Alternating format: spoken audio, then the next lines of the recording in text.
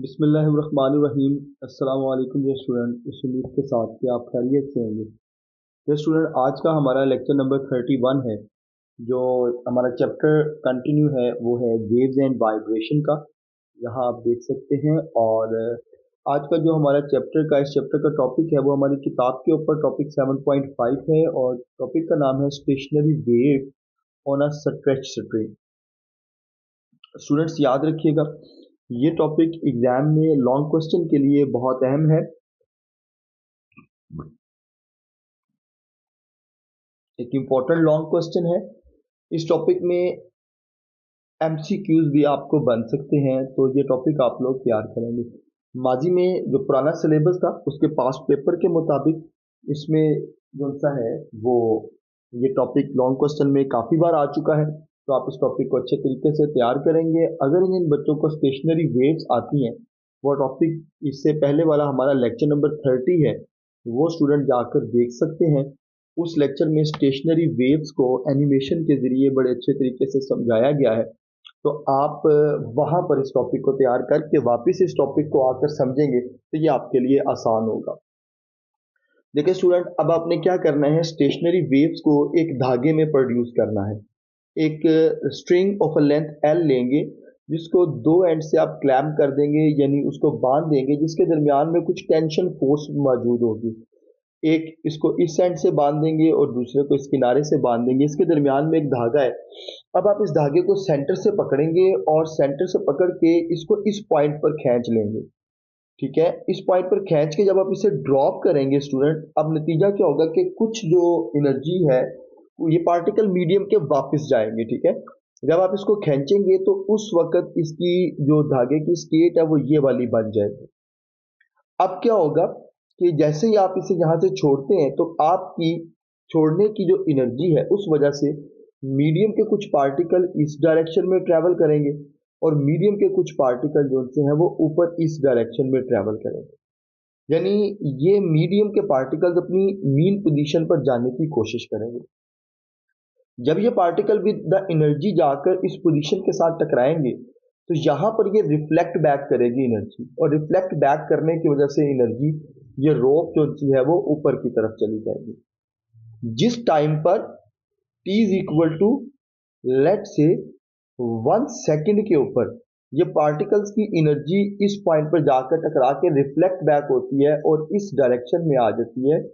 Same उसी time के ऊपर हाफ ऑफ दी एनर्जी जो सी है वो इस पार्टिकल से यहाँ ट्रेवल करते ऊपर जाके टकराएगी और रिफ्लेक्ट बैक होकर इस पॉइंट पर आ जाएगी। और नतीजा क्या होगा कि एक जो वेव है वो ऊपर प्रोड्यूस हो जाएगी और एक वेव ट्रांसफर नीचे प्रोड्यूस हो जाएगी। ये दोनों ट्रांसफर वेव आपस में डायरेक्शन में एक दूसरे के ऑपोजिट होंगी और सेम टाइम के ऊपर सेम फेज पर बन रही हैं।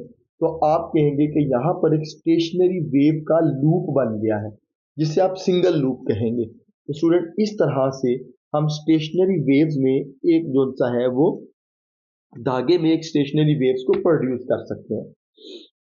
स्टूडेंट, अब आप देखिए stationery waves at a middle point, ये पहला इस टॉपिक का पोर्शन है जो हमने कवर करना है। अगर आप धागे को मिडल पॉइंट से प्लग करेंगे, दो ट्रांसफर वेव्स पैदा होंगी। दोनों ट्रांसफर वेव में से एक लेफ्ट साइड पर मूव करेगी और दूसरी राइट साइड पर मूव करेगी। बनने वाली वेव फॉर्म कुछ इस तरह से होगी। ये वेव इस तरफ मूव कर जाएगी और दूसरी वेव राइट साइड पर मूव कर जाएगी। दोनों वेव्स टू एंड से क्लैम्प्ड हैं एक दूसरे, उन दो आखिर के पॉइंट्स के ऊपर ये रिफ्लेक्ट बैक करेंगी और फिर ये क्या करेंगी, स्टेशनरी वेव्स को प्रोड्यूस करेंगी। अब देखिए स्टूडेंट, इसकी डेरिवेशन आपने करनी है। याद रखिएगा, दो पॉइंट्स के दरमियान में फासला आपके पास कहलाता है, ये दो पॉइंट्स ये नोड पॉइंट्स कहलाते हैं। इनके दरमियान में फासला λ/2 होता है और ये दो पॉइंट जो हाईलाइट हुए हैं यहाँ पर ये एंटी नोड कहलाते हैं। इनको आप क्या लिखेंगे, नोड। और ये जो दो पॉइंट हैं ये आपके पास क्या कहलाएंगे, ये आपके पास कहलाएंगे एंटी नोड। तो स्टूडेंट, एक नोड और एंटी नोड के दरमियान फासला लैम्डा बाय 4 होता है। तो दो नोड्स के दरमियान में फासला कितना होगा? लैम्डा बाय 2 होगा। ये सारी कहानी आप लोगों ने इससे पहले लेक्चर के अंदर सीखी हुई है। तो अब यहाँ पर आप लेंथ को अगर देखें, कहें कि धागे की जो टोटल लेंथ है वो कैपिटल एल से रिप्रेजेंट हो रही है। जो पॉइंट ए से लेकर बी तक आप धागा इस्तेमाल करते हैं, तो उस धागे में कितनी वेवलेंथ प्रोड्यूस होंगी? तो वो वेवलेंथ जो होती है वो लैम्डा बाय 2 होगी। और यहां से लैम्डा वेवलेंथ की वैल्यू कितनी आ जाएगी? 2L के इक्वल आ जाएगी। ये फार्मूला आप लोग सर्कल कर लेंगे, ये बड़ा इंपॉर्टेंट फार्मूला है, इसको याद रखेंगे, ठीक है। एक सिंगल लोड में वेवलेंथ कितनी होगी? 2L के इक्वल होगी। अब आपने क्या करना है कि फ्रीक्वेंसी निकालनी है इस पॉइंट के ऊपर कि स्टेशनरी वेव जो प्रोड्यूस हो रही है वो कितनी ऑसिलेशन करती है पर सेकंड के अंदर। तो उसके लिए हम क्या करेंगे? स्पीड ऑफ वेव्स का फार्मूला इस्तेमाल करेंगे, v is equal to under root F by M. F यहाँ पर टेंशन फोर्स है, धागे के दरमियान टेंशन कितनी क्रिएट होगी, और m यहाँ पर मास पर यूनिट लेंथ है। इन दो बातों को यहाँ पर समझ लें। सबसे पहले तो देखें टेंशन फोर्स से क्या मुराद है। यहाँ पर इस तरह से हमने क्लैंप के दरमियान में एक धागे को बांधा हुआ था जिसकी लेंथ थी L। अगर मैं इस धागे को एक ऐसे एम्पलीट्यूड पर लाकर छोड़ता हूं इस पॉइंट के ऊपर, तो इसमें प्रोड्यूस होने वाली वेव जो होती हैं उसकी एनर्जी डिफरेंट होगी। और अगर इसी धागे को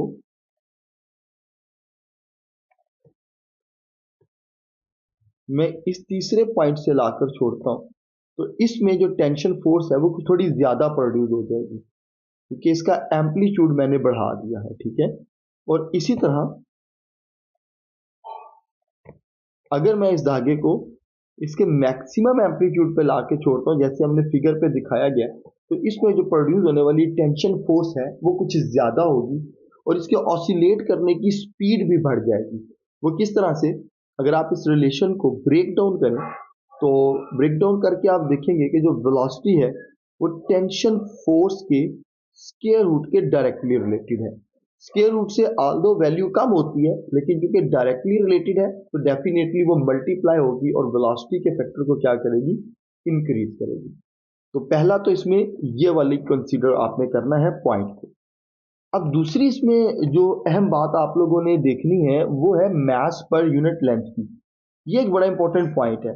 यहां पर अगर आप इसको ब्रेक डाउन करते हैं स्टूडेंट, तो ये मास पर यूनिट लेंथ जो आपको नजर आ रहा है, ये बेसिकली इसका यूनिट अगर आप लिखें तो किलोग्राम पर मीटर लिखेंगे, ठीक है।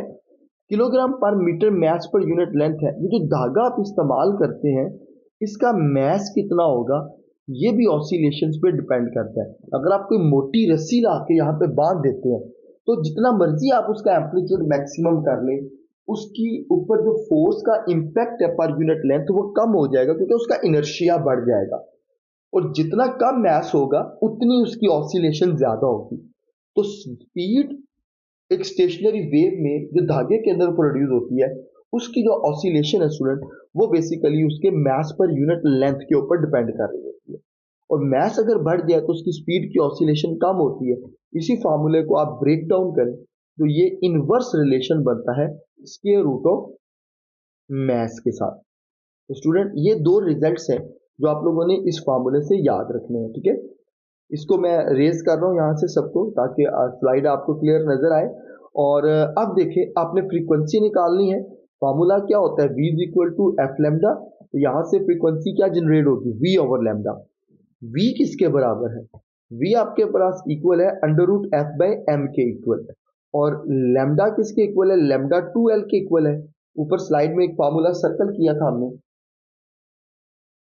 लेमडा 2L के इक्वल आ जाएगा। और ये वाली वैल्यू इस फार्मूले में v की जगह पर आएगी। तो जनरल फार्मूला आपके पास पहली फ्रीक्वेंसी का क्या आ जाएगा? 1/2L f divided by m।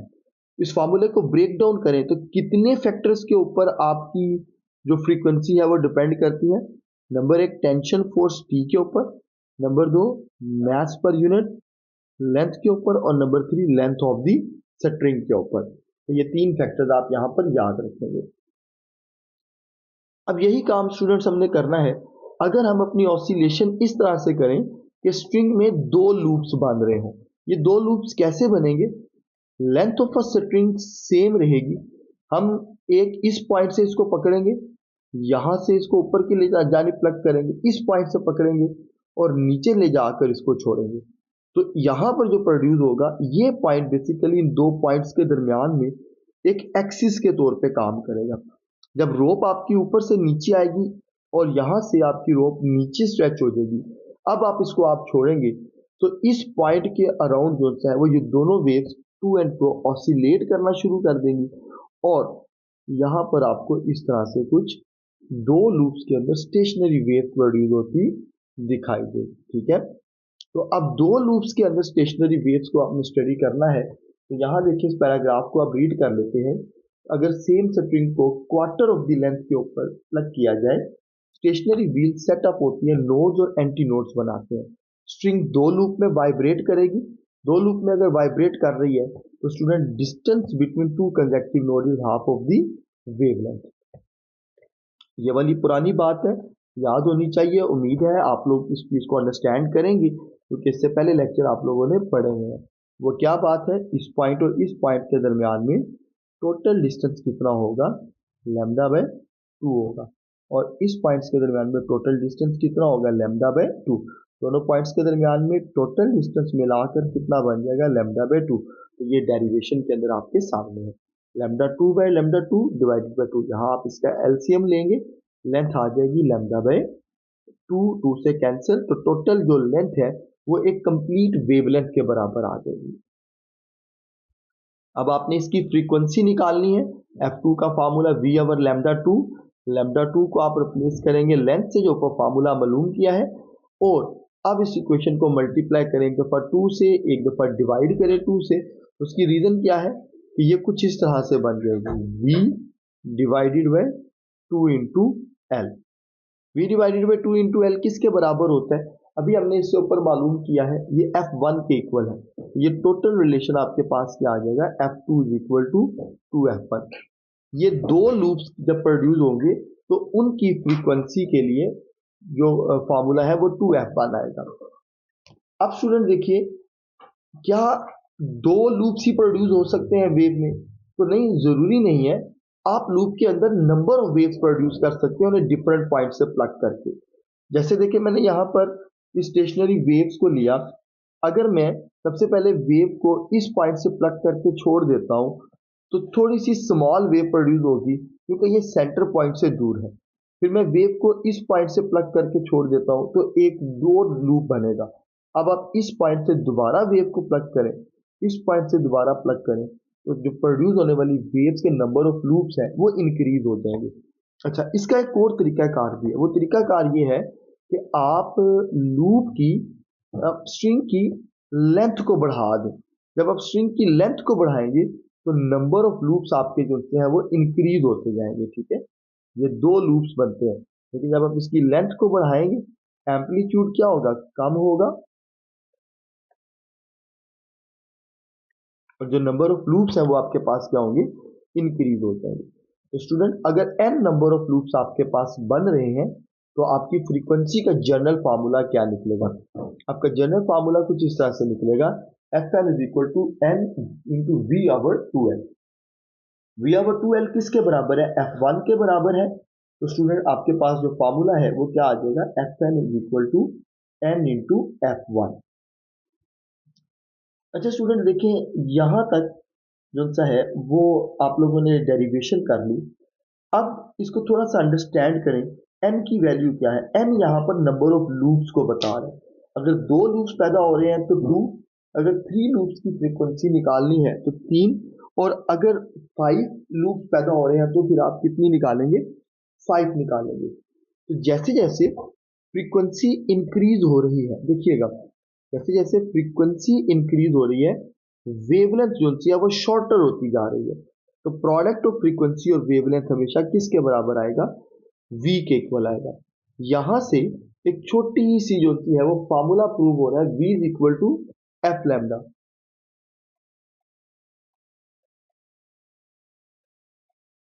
v is equal to F lambda में क्या है ये फ्रीक्वेंसी और वेवलेंथ का रिलेशन वो इनवर्स दिखा रहा है, ठीक है।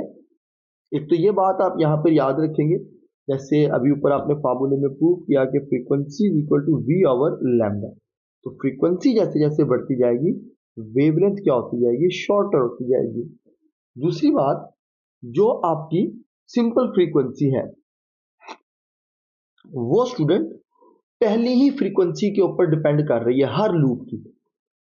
2 लूप्स बनते हैं तो 2f1 है, 3 लूप्स बनते हैं तो 3f1 है, 4 लूप्स बनते हैं तो 4f1 है, और अगर n नंबर ऑफ लूप्स बन रहे हैं जिनकी तादाद आपको नहीं मालूम तो फ्रीक्वेंसी n इंटू f1 है।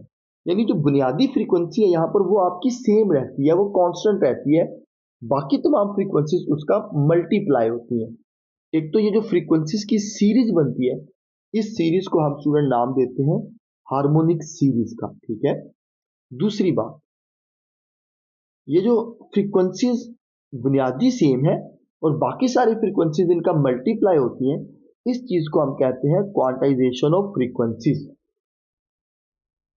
क्वांटाइजेशन ऑफ फ्रीक्वेंसी का मतलब कि स्टेशनरी वेव्स का स्पीड कांस्टेंट रहेगा मैग्नीट्यूड के अंदर, फ्रीक्वेंसी की मैग्नीट्यूड सेम रहेगी, लेकिन जो तादाद है नंबर ऑफ ऑसिलेशंस की वो बढ़ जाएगी, और वो किस पर डिपेंड करेगी, अपनी पहली फ्रीक्वेंसी के ऊपर डिपेंड करेगी। तो ये कुछ रिजल्ट्स हैं जो ऊपर की डिस्कशन से हमने कैलकुलेट किए हैं। नंबर 1, फ्रीक्वेंसी हमारे पास हार्मोनिक होगी, यानी 2, 3, 4 अप टू सो ऑन। इस फ्रीक्वेंसी को आप क्वांटाइजेशन ऑफ फ्रीक्वेंसी कहते हैं। और आखिर में ये हमारे पास एक एग्जाम्पल है। एक और चीज यहां पर याद रखिएगा, ये फ्रीक्वेंसी हम कहते हैं integral multiple of its final velocity, ठीक है। ये क्या होती है, अपनी इनिशियल वेलोसिटी का इंटेग्रल मल्टीपल होती है, यानी f1 multiply by 2, f1 multiply by 3, f1 multiply by 4, f1 multiply by 5 and up to so on, जितनी आपको चाहिए।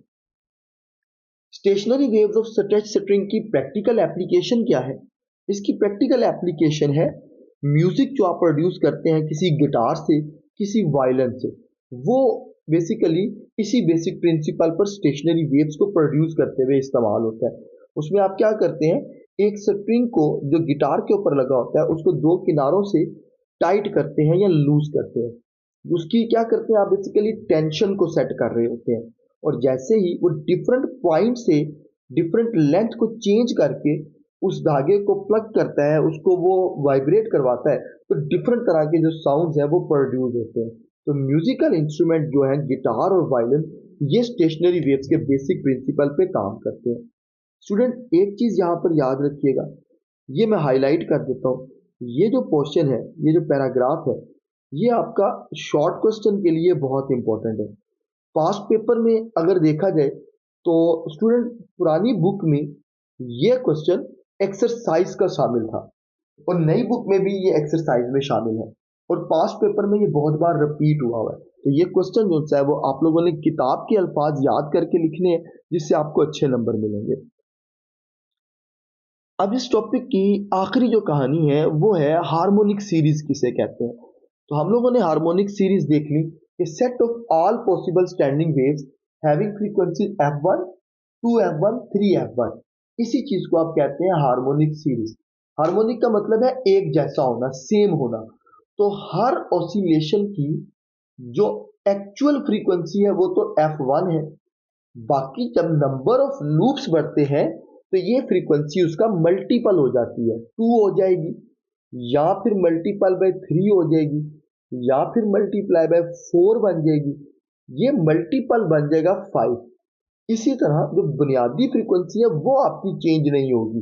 अगर एक जो स्टेशनरी वेव है वो 50 हर्ट्ज पर सेकंड से प्रोड्यूस हो रही है, तो फिर उसमें 4 लूप बने, 10 लूप बने, उसमें 20 लूप बने, वो सारे लूप 50 का क्या होंगे, मल्टीप्लाई होंगे। तो जितने नंबर ऑफ लूप्स बढ़ेंगे उतनी फ्रीक्वेंसी भी क्या होगी, इंक्रीज होगी। तो इस चीज को हम कहते हैं कि ये सारे लूप्स की जो फ्रीक्वेंसी है वो आपस में क्या होती है, हार्मोनिक होती है, एक जैसी होती है, लेकिन इंटेग्रल मल्टीपल होती है अपनी फंडामेंटल फ्रीक्वेंसी f1 का। स्टूडेंट यहाँ से कोर लफ्ज भी आप याद करेंगे, इसको फंडामेंटल फ्रीक्वेंसी कहते हैं, यानी बुनियादी फ्रीक्वेंसी। ये टॉपिक स्टूडेंट हमारा यहाँ पर क्लोज होता है। इस टॉपिक से रिलेटेड एक एमसीक्यूज है पास्ट पेपर का कि a string of length is 1.2 metre is fixed. ये लेंथ की वैल्यू आपको गिवन है। If the speed of waves on the string is 60 metre per second, ये v की वैल्यू आपको गिवन है। What is the frequency of third harmonic? Third harmonic यानी n की वैल्यू आपको गिवन है और मालूम आपने क्या करना है, इसमें फ्रीक्वेंसी f मालूम करनी है। इसकी ऑप्शंस मैं यहाँ पर आपको दे रहा हूँ। राइट आंसर जो सा है वो आप लोग कमेंट सेक्शन में बताएंगे, जिससे मुझे इस बात का अंदाजा होगा कि ये टॉपिक आपको कितने अच्छे से अंडरस्टैंड हो चुका है। आज के सिर्फ इस लेक्चर से इतना ही। कमेंट सेक्शन में एमसीक्यूज का आंसर ए, बी, सी या डी के ऑप्शन से लाजमी बताइएगा। और नेक्स्ट लेक्चर जो है वो हमारा stationary base for organ pipes का होगा। आज के इस लेक्चर से सिर्फ इतना ही। अब इंशाल्लाह मिलते हैं नेक्स्ट लेक्चर में। अल्लाह हाफिज।